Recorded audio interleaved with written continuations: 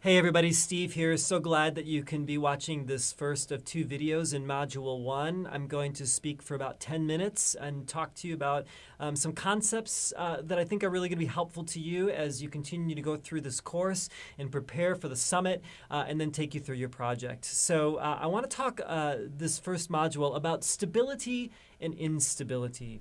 Stability and instability. So one of the questions that we've been kicking around at FYI is this: where does ministry really happen? Where does ministry really happen? Where are those moments where God shows up or we're surprised even by our planning, by it seems as though the Spirit takes it to a different level and it sort of happens beyond our control? We think it's a God thing. Maybe we think that this just sort of happens and somehow our theology sort of dictates this sort of expectation or surprise. And, we've probably all had experiences like this, right? So I remember one time when I was a pastor working with young people, we went on this work camp. And so we had to drive to another city for the work camp. And I'm sure you've had this experience. Well, this is just the trip where everything went wrong. The van died. We had kids that were showing up late. There was actually internal strife among the students. I actually had some adult leaders that were really frustrated with me. We got to the camp late, and I had been telling the group the whole time, hey, when we get to the camp, don't worry, we're all going to work together. It's going to be an amazing bonding week together. And as soon as we pulled in, the director came out and reminded us that we all were going to be working in separate groups and that we would only see each other at the end of the day. Well, I'll tell you, my group was incredibly discouraged. They were really anxious, and to be quite honest with you, they were pretty mad at me. So I bet you know what happened, right? Like after the week was over, and we got back home,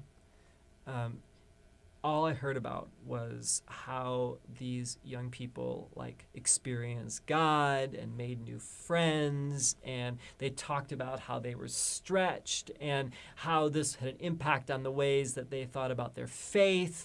And this was the trip for the next couple of years. Everything was compared to this trip. And so I guess my crazy unplanning, somehow God did something amazing there. Now, the devilish side of me started thinking, how do I plan crisis in my trips? On the next trip, can I plan a flat tire? Can we have some sort of major crisis that happens at the camp? Can I scare my young people half to death so that they have a God experience? I start thinking this way, which probably isn't really healthy, but it made me think about something much more deeply that I think we're all sort of kicking around. Where does ministry happen? Is it in the common stable spaces, or is it in some of the unstable spaces? Now, we know that the Spirit is working in all types of environments, but I kind of want to drill down a little bit on this idea of instability and stability.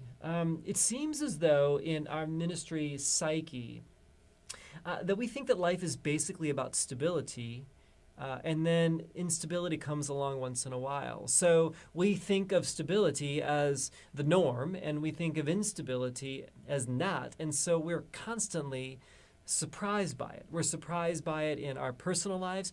We're actually surprised by it in our ministries as well. And I think that this can be a bit problematic. Now, let me just describe for you a little bit about what this might actually look like, what stability and instability might look like. Now, when I think about instability, instability is really perceived by the young person, right? It's not really what we as adults consider stability or instability to be. It really is that for a young person. And so as they're experiencing new things in life, this could be what looks relatively small or relatively large in their lives. So if a young person fails an exam, even though they've been a straight A student, that can create a deep sense of instability.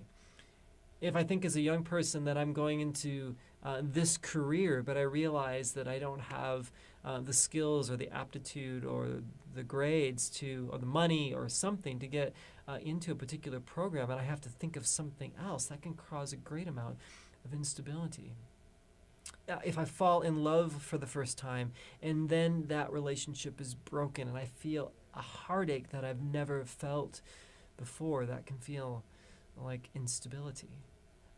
Instability can be driven by really positive things as well. If I want to go to college and I have the opportunity to do that, but my parents never had the privilege, and so I'm a first-gen college student, and no one has prepared me for what college is like, and I don't have the resources to actually know or anticipate, that can create a tremendous amount of anxiety for me, and so I can feel that in instability.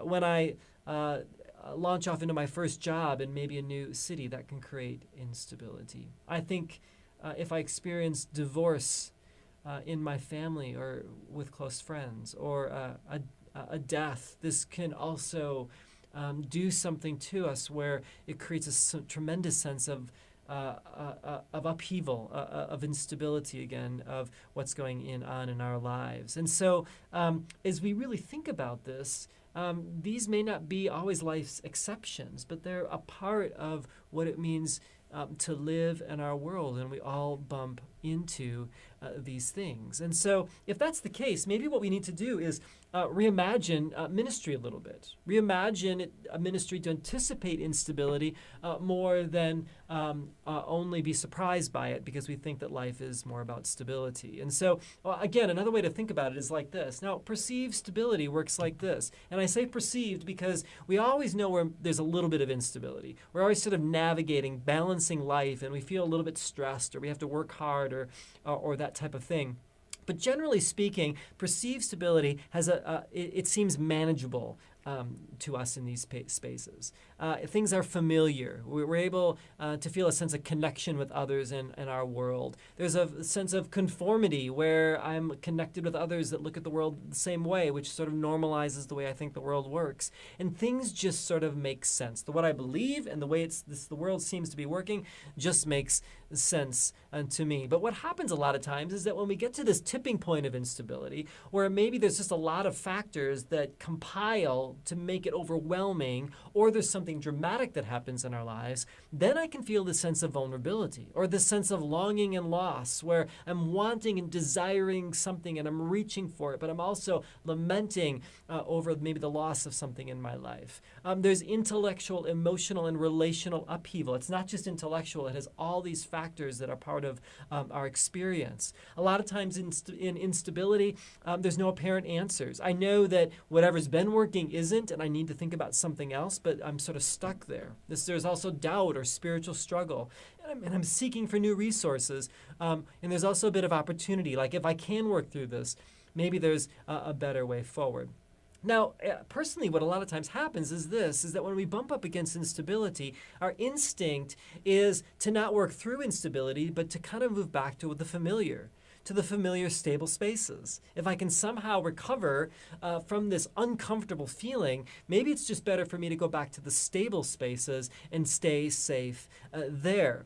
But if I really want to work through something, a lot of times I don't have that option, because ultimately what we want is we want to move to this place of maturing stability, where I feel this sense of coming home, where there's this new reconnection that I have with others and the way the world works, a reorientation of seeing things in new and more profound and more complex ways, and a renewed sense of energy and vision, where all of a sudden, as I get to sort of this new space of stability, I'm able to look around and realize that there's more options. Now, this is more than just a one-time sort of event, right? This is more secular in nature, where I'm constantly working through stability and instability to stability and moving in that direction.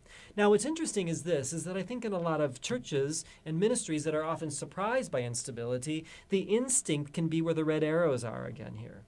Where if the people that we care about all of a sudden bump into these spaces of instability, and they're raising deep and profound questions about God and about themselves and about the church and about purpose in life and about trying to make sense of their world. The instinct sometimes is for ministries to get afraid of that, and so to move them back toward stability, saying, no, no, no, no, remember what we taught you before. Remember what you believed before. Just hold on to that and everything will be all right. Now, there's nothing wrong with where we've come from.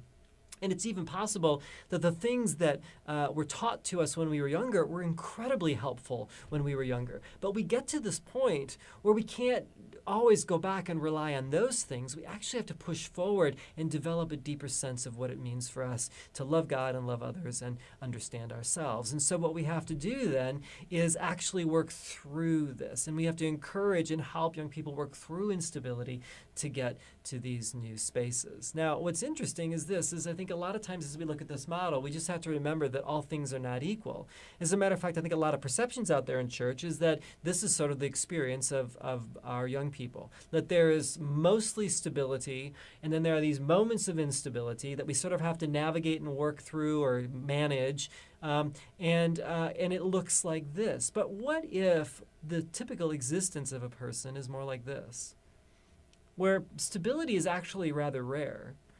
Instability is the norm that young people are constantly navigating, and our job as ministry leaders is to actually hold that space with them to help them navigate through instability so that they might mature in their own lives and spirituality and relationships and everything else. Now, the good news is this, is that as we think about that, it means that we may have to reorient our ministry, and we've already begun to step into that with what we've had you do in some of the pre-work. We had you start with young people, not your programs, and you did that by listening, right? So instead of creating a program and saying, how do we invite people into this cool program that we think is going to be awesome, we said, let's go out and talk with young people. Let's find out about their lives. Let's make sure that we don't assume, but that we actually try to listen to what they have to say. And so then we listen for empathy, right? We begin to try to understand where they're coming from. And my guess is that if you went back and reflected on the conversations that you've had with your young people, you probably will hear the instability, right? You'll hear the places where they're wrestling or questioning or musing over or working through or are excited about. And that gives us opportunity to think about what that means. Because in the end of the day, if we can listen well, then we can begin to understand where young people need us the most. And so with that, I'm going to have you now stop this video and reflect together on Module 1A. There's a summary there, and then there's just a few questions that you can talk about with each other. And then another question you may want to ask is this, is just reflect on your own life and what you found about yourself as you've navigated instability. Maybe there's something in the past that you recall that you'd like to share. Maybe it's not in the past. Maybe it's actually in the present. Maybe there's something that you're experiencing right now that you want to share. So thanks for listening to this first video. I want you to now take some time and interact with each other, and then you can move on to the next. Thanks for listening.